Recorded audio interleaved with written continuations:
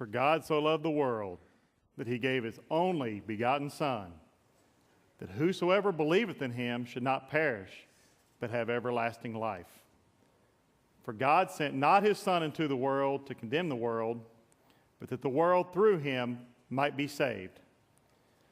Just as the ram was substituted for Abraham's son, so God sent his only Son to be our substitute, to die in our place. Most of you here today understand and accept the sacrifice that Jesus Christ has made on your behalf. But some of you are hearing this story for the very first time.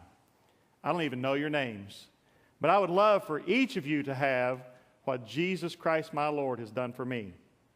Now please find a place and settle in and have some lunch.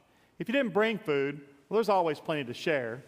And I would like to meet all of our guests and hear testimonies from all who are willing to share.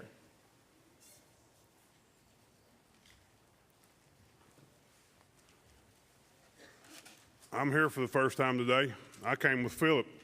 I've seen such a great change in him. I just had to come out here today and see if I could see what's brought this all about. I also came with Philip for the first time. I owe him so much. Yes, he is a much better man today than he was, but how do you people take the chance of being arrested by the Romans for this dead man, Jesus? I'm sure he was a great philosopher and teacher. Oh, he was much more than a philosopher and teacher. He's God in the flesh. He's our Redeemer. He's our Savior. Redeemer and Savior? Well, what's he going to save us from? You talking about freedom from the Romans? I think that's what some might call treason. I think you have the wrong impression, young man.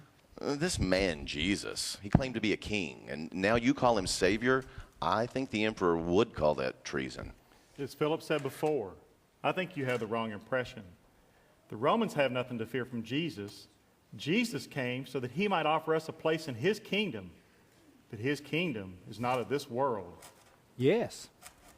Yes, in fact, Jesus said in order to enter into his kingdom, we had to have the faith of a child.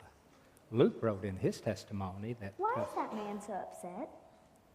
What man? The man that Regis brought. He doesn't seem like he's very happy, especially when he talks about Jesus. No, he doesn't seem too happy, does he? He probably just doesn't understand. You mean he's one of those people who think we eat other people? Well, close. I don't think he understands who Jesus is or why we love him. He probably doesn't understand what it means to be a Christian. Well, why doesn't Regis just tell him then? He could tell him any of the amazing things about Jesus. I bet if someone just told him, then he would understand. Don't you think so, Father?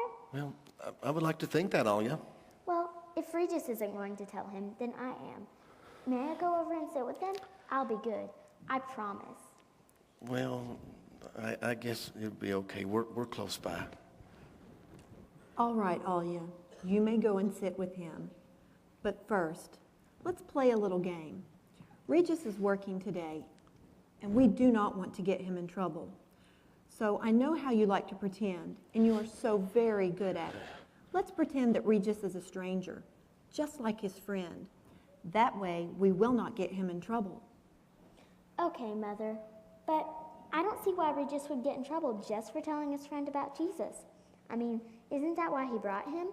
But I'll do like you said. I'll pretend like I've never seen Regis before. Besides, I like to tease Regis. He's always teasing me. And I'm glad that I have a faith as simple as this.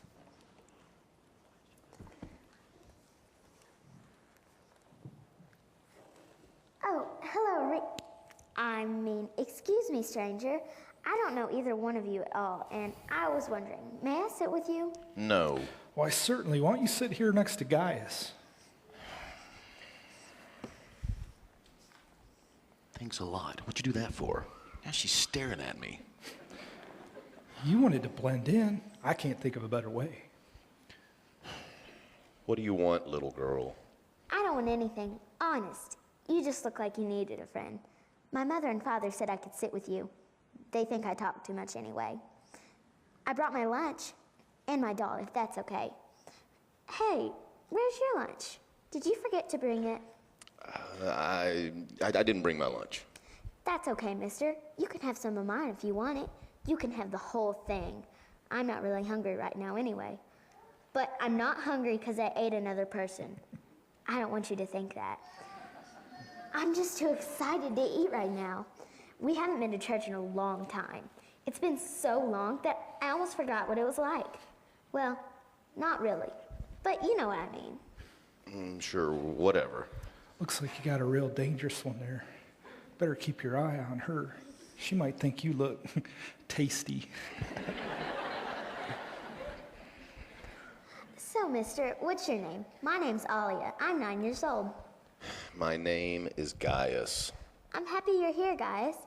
My father tells me you don't know much about Jesus. Is that true? I know enough. Well, do you know any of the amazing stories about Jesus? I have them all memorized. Do you know why those stories are so amazing?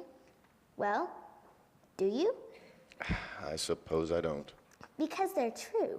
Did you know that he healed some man that couldn't walk and that he made a blind man see? And even though he was so busy doing all of those amazing things, he still had time to talk to the children. My father tells me he was a simple man, a carpenter. Yet he could do things only God could do. He's like a shining light in a dark room at night. Sometimes I'm afraid of the dark. But then I think of Jesus and how he shines for me.